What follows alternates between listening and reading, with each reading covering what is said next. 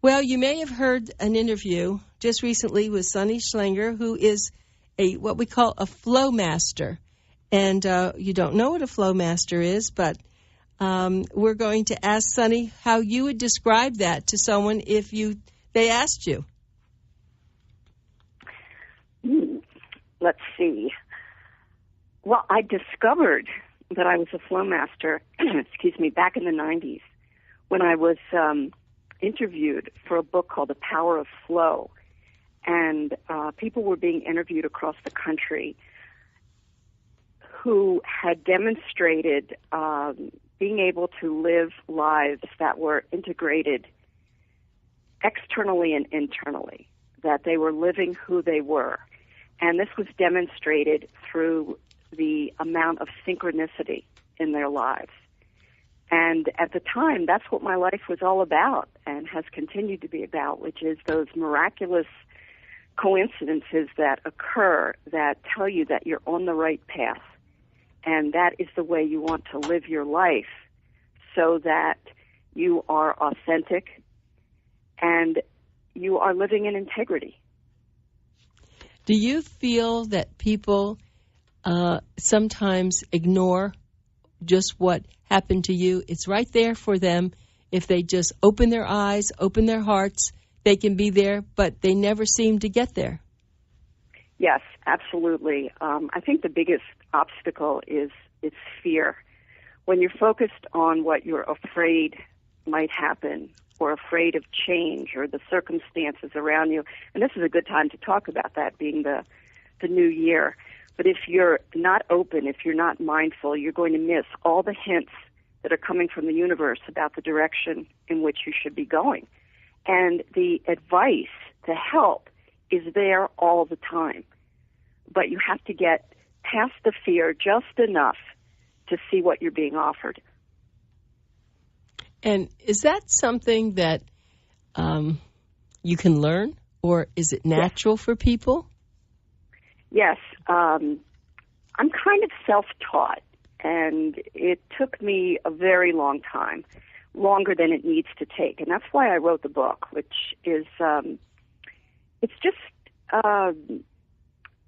tips and hints and guidelines for how to be more aware and how to handle change in your life, and ways of getting back into the flow when you've fallen out, because the flow is what takes you where you're meant to go. And awareness is the first step, and then learning how to trust what you're being shown is really the second step.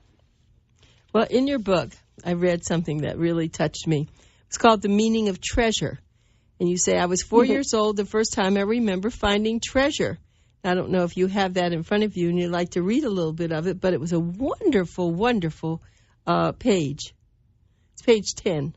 No, 40. Page 40. I'm sorry. Me read it? Yeah, why not? Oh, just a little bit of it, because, you know, you wrote it. I think people who write things can read it better. And, you know, I should know my way around my own book. What page did you tell me it was on? It's page 40. It's at the middle. The Meaning of Treasure. Yes. Yes, I was 4 years old the first time I remember finding treasure. And, Anita, it's still like it was yesterday. The place was Happy Acres Nursery School and Kindergarten, and I was on the playground there.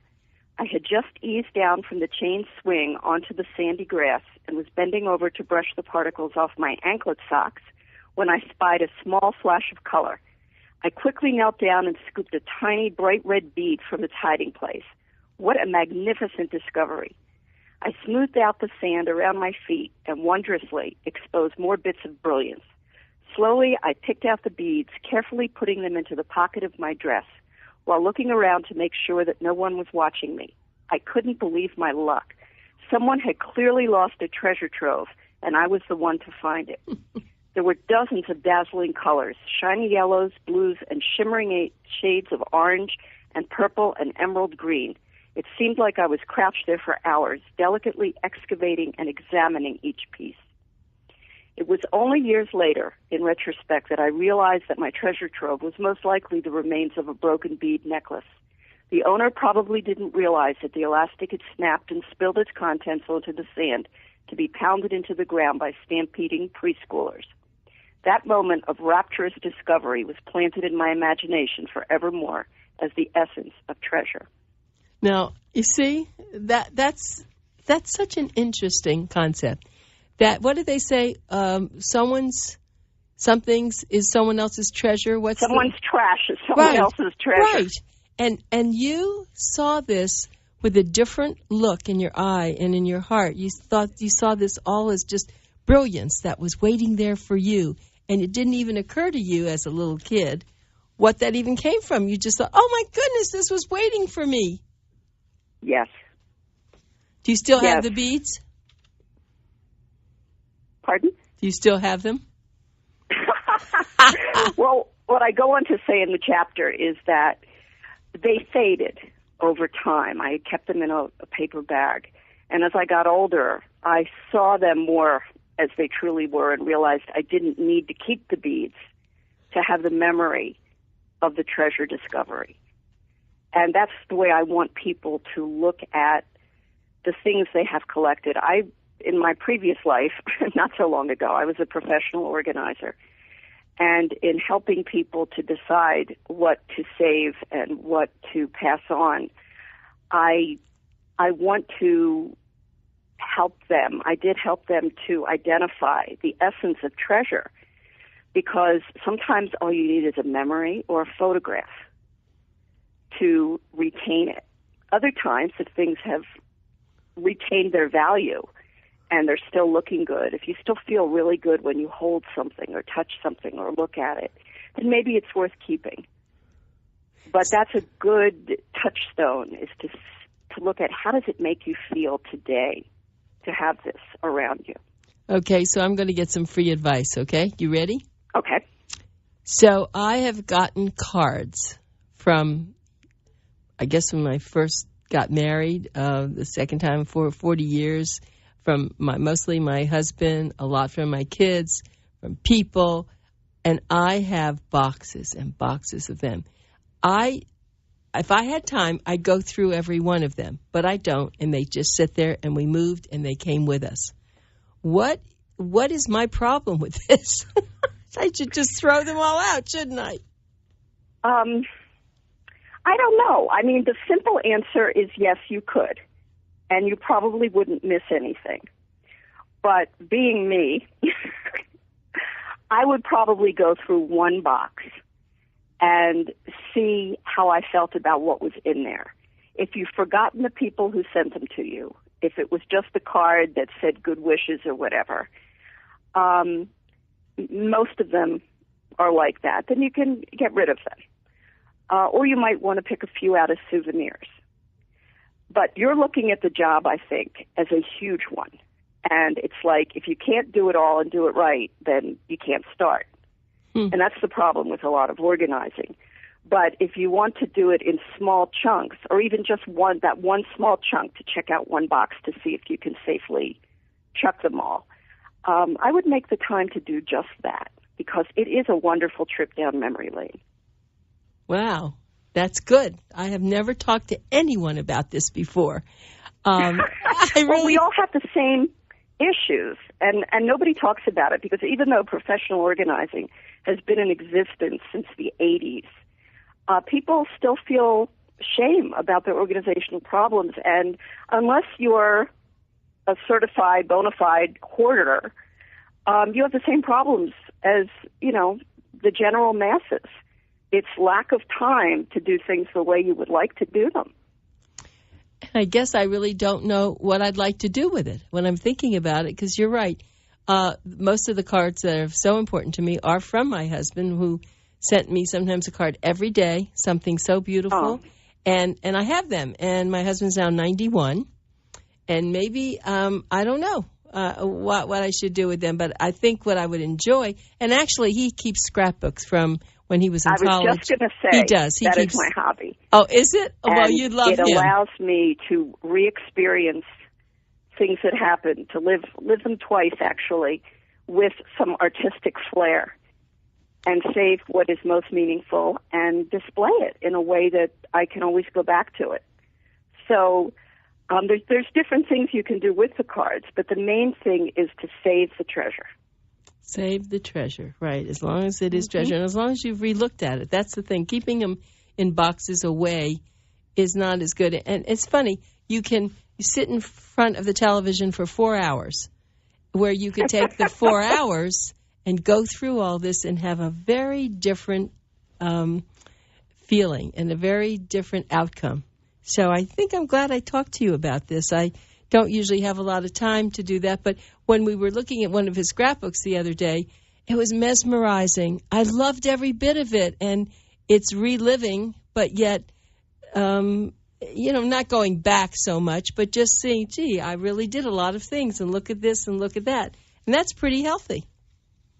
You're appreciating your life, and I've taught a course at the local adult ed on preserving your legacy. And that's exactly what I'm talking about. It's saving it for future generations. It's showing them who you are, what you enjoyed, what was important to you. And so it serves a number of purposes. And the thing about boxes just hanging around is that it weighs on you, that you haven't looked at it, that you're not dealing with things. So you can check a number of boxes off on your to-do list. Yeah. A number of little check boxes that looking at that would serve. Yeah, I think so. I think it's time. And he'd be excited to sit there and we could go through them. I think that would be a fun thing to do. So, all right, that's one of my New Year's resolutions, Sonny. I'll get to that. Enjoy it. I will. I'm going to enjoy it. I'll make sure I have time and we will enjoy it. And then I probably, will probably toss a lot of them, some that really don't have any meaning, but some that do we'll keep. Okay, well, right. So you have, of course, that's something that you have in your book about. It is a challenge. It is something that you have to deal with, and maybe we don't even think about. It. If you and I were not talking, I probably would not have thought about those things. But it's what you do. I think the secret is behind all of this. What? Is to reframe everything positively. What can you get out of it? What can you learn? What can you accomplish that will make you feel good? And flipping an assumption like this is a difficult job and I don't want to deal with it, flipping that on its head and looking at it positively gives you opportunities. And that's what you're looking for. You're always looking at the opportunities to move ahead. Yeah, that's so true. And my guest is Sunny Schlenger. She is calling in from Arizona, Sedona, and they're having bad blizzard or snowstorm or something. But she wrote this wonderful little book called Flow Formula. It's a little book with big ideas. It's a guidebook to wholeness and harmony. Who doesn't want that? And, of course, Sunny is the author of How to Be Organized in Spite of Yourself and Organizing for the Spirit. But this is very spiritual, even though it may be on organizing. Being a flow master is a great name. Before I read your book, I never even knew what that was, a flow master. Are there other flow masters now? Is this common? No. What has happened with the other people in the book? They're from a variety of different fields across the country, and I decided that I was ready to grow into the next phase of my work, and I realized that what I was calling myself before didn't really reflect what I've grown into and what is my passion now, and that's where I came up with the idea of flow coach, because that's really what I do.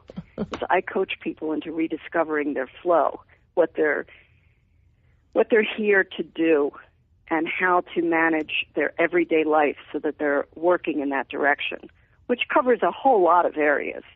But it's essentially, again, a positive definition of growth. It's not solving problems. It's learning to take advantage of opportunities.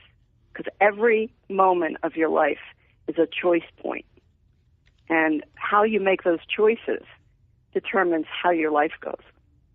So succinct. It's so true. I was thinking about a young man. Well, he's not a young man. He's in his 50s, and he has so many things going, but that's the problem. He has too many things going, and he goes from one thing to another thing, and he wants so much to be this or that. And I said to my friend who knows him too, and we both like him so much, that he needs a good coach. And I was thinking, a coach, not a flow coach, until we just started talking about this.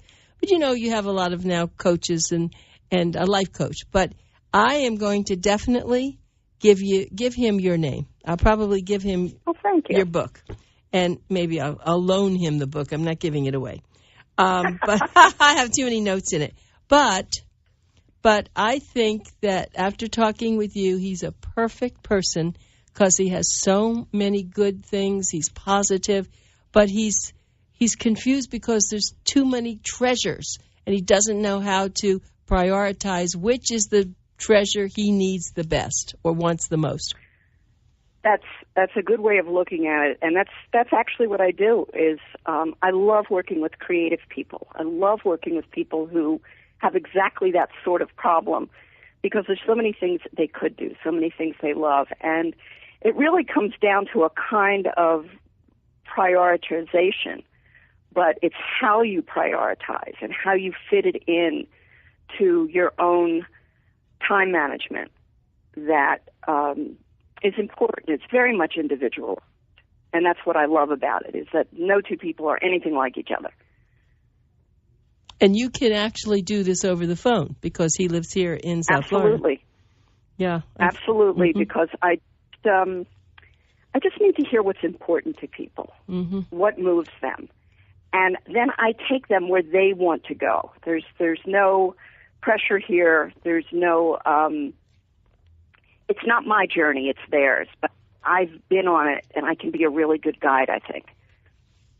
Well, I am really going to do this. I hadn't thought about it until, as I said, we were talking, but I'd wanted something to offer him something. And I've said to him, why do you keep doing these things which are not really, you're doing them and you're good at them and you like them, but it's not the thing you like the most.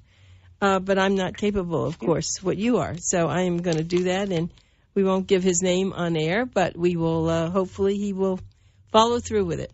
So that's one good thing we've just done, Flowmaster. Flowmaster. Makes me feel great. Yeah, well, you should feel great. So for you, do you do big seminars, or do you like to do one-on-ones? I've spent my career doing corporate work and large-scale seminars, and I actually thought I was coming to Sedona to retire, but I found that I really enjoy this part of my work so much, the one-on-one coaching, that I would like to focus on this and my writing, because I do love to write. So nice. That's where I am right now, but I love a lot of things, too, and I have to be careful. I was just going to say, it sounds familiar, right? People who are creative. Yeah, it really does. I mean, when you're in the midst of your own situation, it's harder to see clearly than it is with others.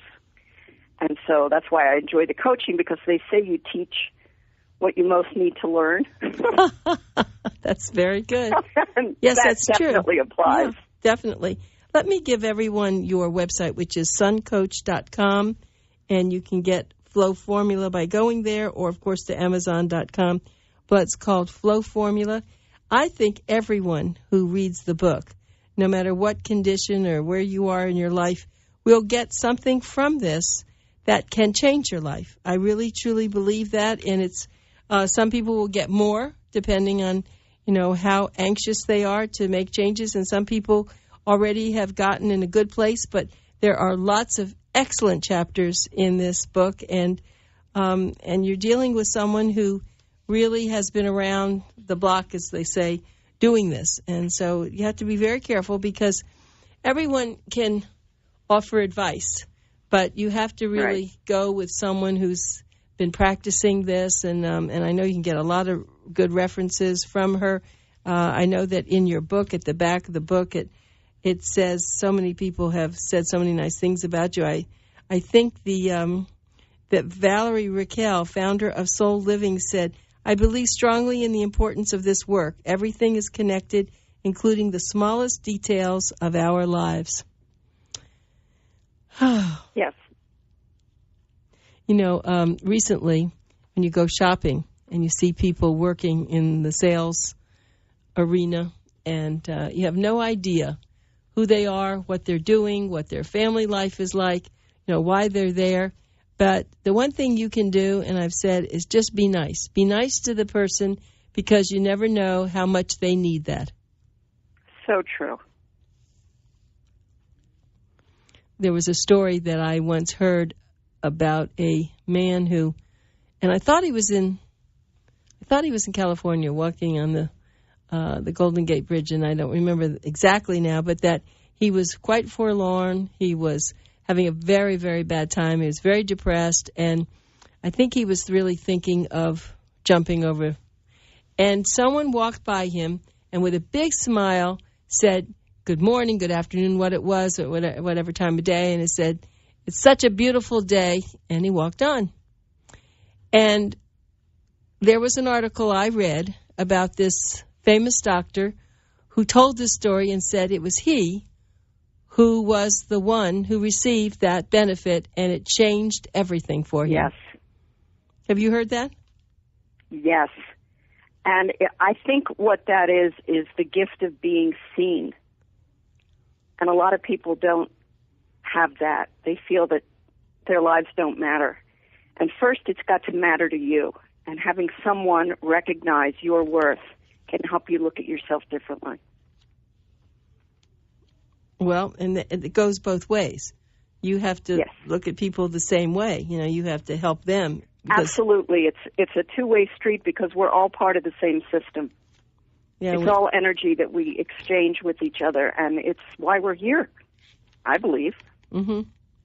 Very true.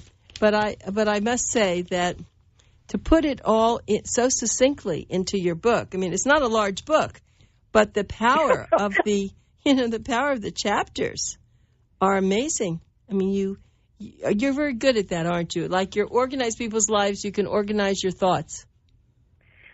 I'm what they call a lean writer.